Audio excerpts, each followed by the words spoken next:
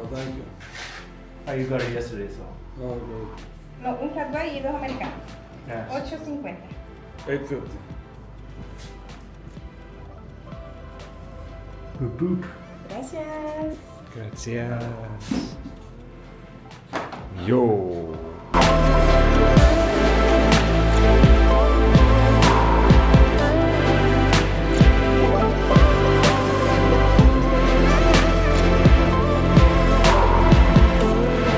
Those other aspects are basically onboarding, giving them the digital materials they need, like the books on implement Bitcoin and things like that.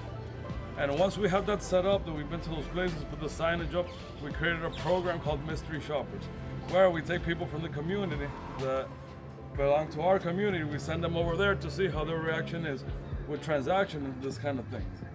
So we kind of put them to the test with that. So first step is, let's call it client acquisition or retention. How do we do that? Through our social media profiles. We create a content strategy based from our website where we touch topics that are relevant to what the locals are experiencing and offering them solutions through the adoption of Bitcoin and joining the Bitcoin community. Once they're there, we got their attention. Once we got their attention, we start with the education process. Education process, then we go to exposure. We basically create our own marketing and advertising for them so they can start funneling things. How? There's no better advertising than change. What does that mean? For example, you run into a girl that is not doing very well. She's a bit robust, right? Out of shape, or a friend of yours. You run into them 2 months later, you see that this person is in shape, they've lost weight and everything. You go like, wow, this is great. You look healthier, you must feel better. So we really understand that there's no better advertising than change. So we really focus on that little part. When we take these little businesses and then we expose them as being innovative through Bitcoin, being part of this community, that also gives them advertising. And that creates FOMO. Not with them internally, but with other businesses who want to do the same kind of thing. So we kind of try to throw that out there, and it's been working really well. But also we've segmented the kind of businesses we work. It's not the same to work with medium and small businesses and even small business ventures, entrepreneur, than it is to working with more, let's call it established businesses, like it would be a chain of supermarkets, gas stations. These places have to be more compliant, so we also understood that it's better to leave that aside. Our aspirations isn't to get the big businesses on board. It's to create the Bitcoin militia through those small businesses. And those are the same ones that hold everything up. So that's where we consider ourselves grassroots. But our vision is start small, but have a big impact. And this big impact, we've felt it with the news. They've covered us many times regarding this kind of stuff, where we were also forced to create a strategy to how to deal with this kind of exposure. There's no bad advertising, but you know Bitcoin carries a stigma. So we're already very prepared to be able to deal with things that have to do with the state, with the things that have to do with corporate sectors and also particulars. And we just think it's kind of integral. So overall, our approach has been treating Bitcoin adoption like a product of mass consumption. What's a product of mass consumption? Anything you buy in the supermarket, in the pharmacy, etc. So instead of making it very mystical, we just, place it out there. So whenever people want to think about something that is in the traditional banking sector, they just think about us. So that's how we go about this. Thank you. Awesome. Thanks a lot. Kita di Bitcoin Hardware Store. Oh, it's crazy. Bitcoin is everywhere. Bitcoin dia ada di mana-mana. Mama Rosa, di tempat belanja ya guys. Ini bisa terima Bitcoin. Oke. Kedai biasa.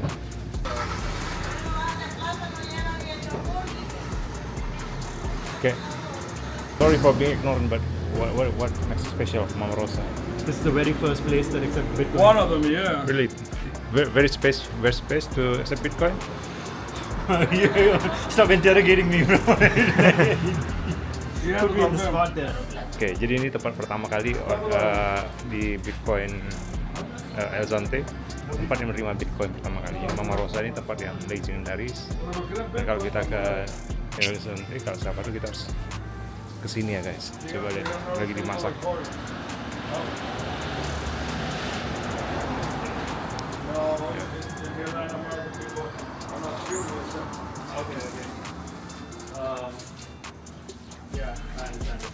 Kita sekarang di community centernya El Zonte. Kita mau mulai Bitcoin Circular Economy, dan di sini gedungnya teman-teman. Jadi di sini ada presentasi dari berbagai macam komunitas, sekitar 25 komunitas datang dari seluruh dunia, 25 negara juga. Dan kita akan belajar mengenai Bitcoin, bagaimana Bitcoin digunakan dalam ekonomi sirkuler. Dan ya, selama 2 hari kita akan berada di sini dan kita akan belajar bersama-sama.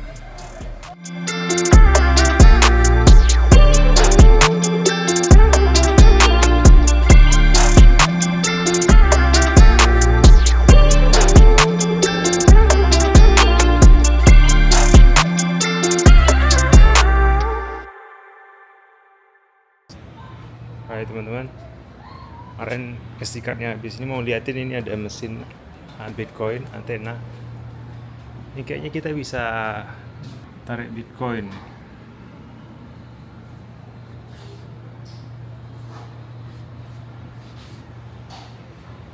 Ini satu mall di ini ya, di Zonte. Coba kita sekarang kita cari makanan di Super Selectos. Kita nyari Super Selectos.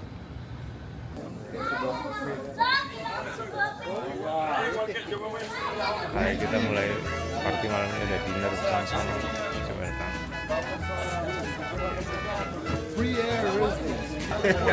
Makan pupusan. I like it. What do you have there? And you? Chicken also? Shrimp and bean. I order that also. Nice. Ini pupusa guys.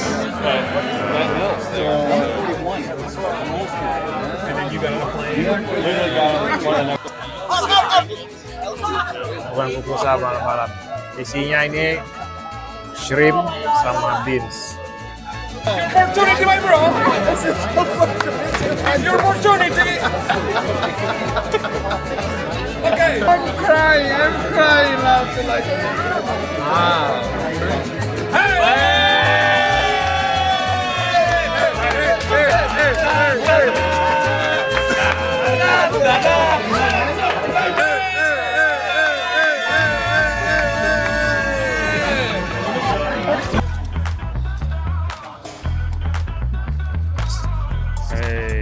Bitcoin.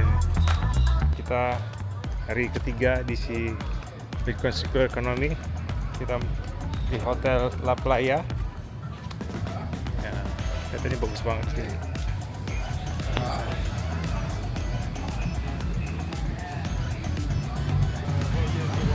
Zach, what's up? What's up? Gede. How we doing? Hey! Oh, and we're getting ready to check out. This is Zonte Economic Forum. Yeah! Sorry, thank you very much. You're welcome. Bitmayan Coffee. Let's go.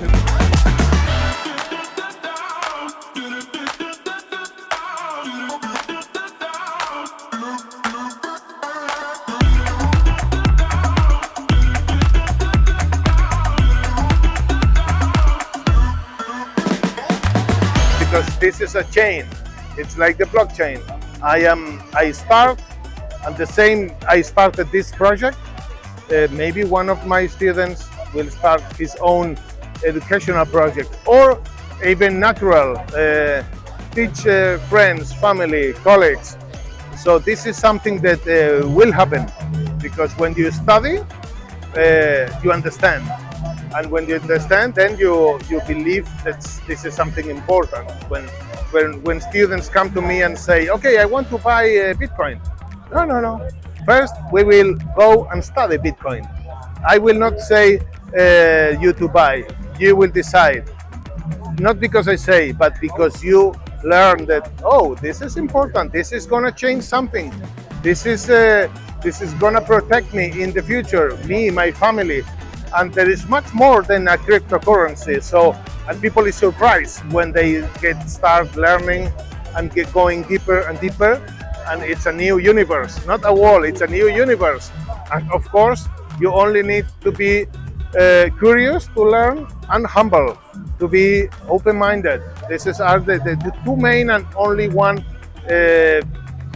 characteristics you need to have, to be humble and to be open-minded. Wow. Thank you very much, Peter. Okay. See you.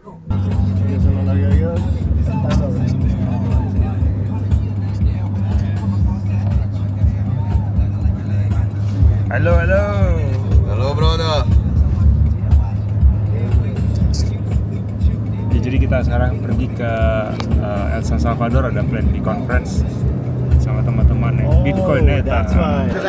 Kita lagi di Bitcoin Hardware Store. The seat signer is so much better than the basic chain. So we saw that for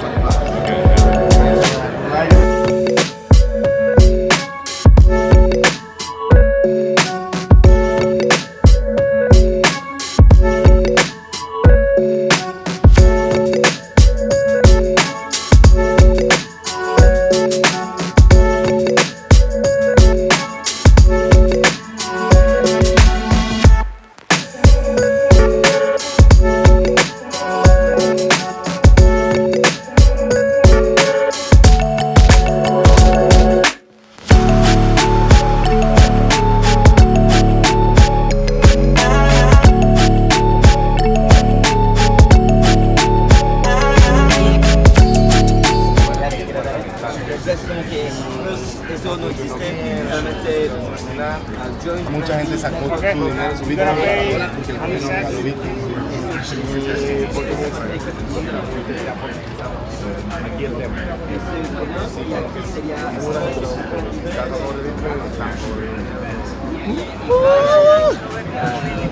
Sí, está muy bien. De hecho, hay mucha gente aquí en el país que piensa que Bitcoin es una moneda. Yeah! Bitcoin Neta. Así que tenemos ricas hamburguesas, así que preguntas sin ningún compromiso, tenemos pupusitas. So, kita di El Zonte, ini Bitcoin City, Bitcoin Beach. Ini hari terakhir kita di sini ya. Terakhir sini kita mulai dari ini. El Zonte. Keren banget teman-teman di kotanya. Panas banget. Kita coba cari toko souvenir. Mudah-mudahan kita bisa dapetin sesuatu ya untuk kita bawa ke Indonesia sebagai oleh-oleh. Oke, sampai ketemu. Toko souvenir.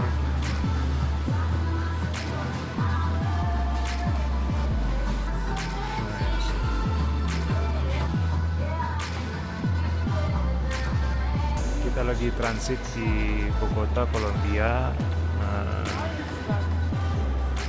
Ya, Bogota ini indah banget sih. Airportnya kecil, tapi banyak barang-barang yang bisa kita lihat di sini.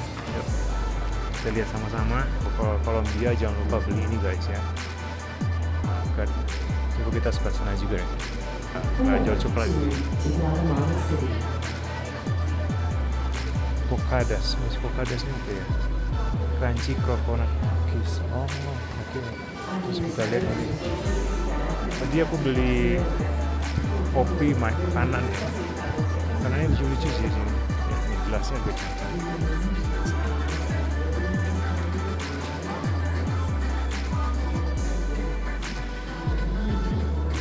Ini juga ini kopinya juga macam-macam.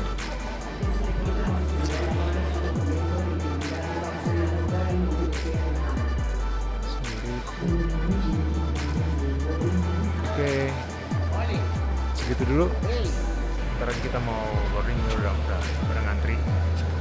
Kita akan berangkat ke Istanbul. Nanti dari Istanbul kita ada transit sekitar 10 jam ya. ini telat nih. Mungkin kita coba ya, ganti kita keluar kota Istanbul, kita lihat-lihat dan kita balik lagi. Oke, sampai ketemu.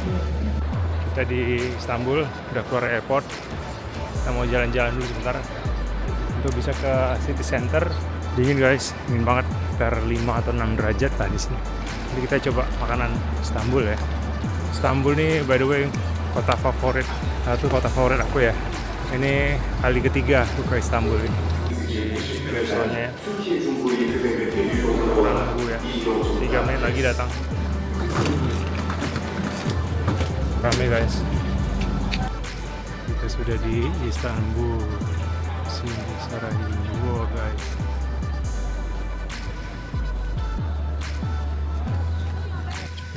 Mahal ya, orang Turki. Inflasi tinggi banget guys. Lumayan lah.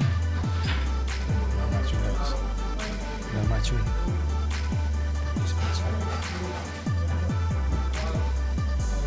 Ada Indomie di sini guys. Ini toko Turki ya. Kita lihat di dalam.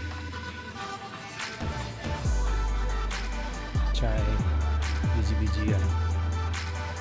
Ini tipikal toko Turki kayak gini. Nyari apa ya? Pancake enggak sih? Sup. Oh, yang di sini tadi belanjanya. Kita nggak perlu lagi deh. Udah belanja kita. Ya, kita balik lagi ke stasiun. Ini kita di Taksim Square dulu, ada protes di sini ya. Misalnya ini tempat bisnis di Istanbul. Ini adalah istana Blue Mosque, Hagia Sophia. Oh, cerita sedikit. Ngajak aku ke Istanbul ini untuk melihat gimana Istanbul setelah berapa tahun nggak dilihat ya. Dan kita bisa pastikan bahwa di sini inflasi tinggi banget. Secara resmi inflasi itu sekitar 30% per tahun. Dan itu terefleksi dari kondisi sosial masyarakat yang terus menurun, baik dari pelayanan dan juga public space-nya ya.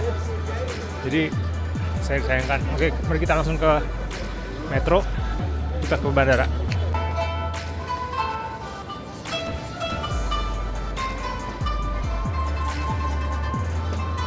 Sudah ada yang ngamen-ngamen, ada yang duduk di lantai terus jualan air sambil bersimpuh.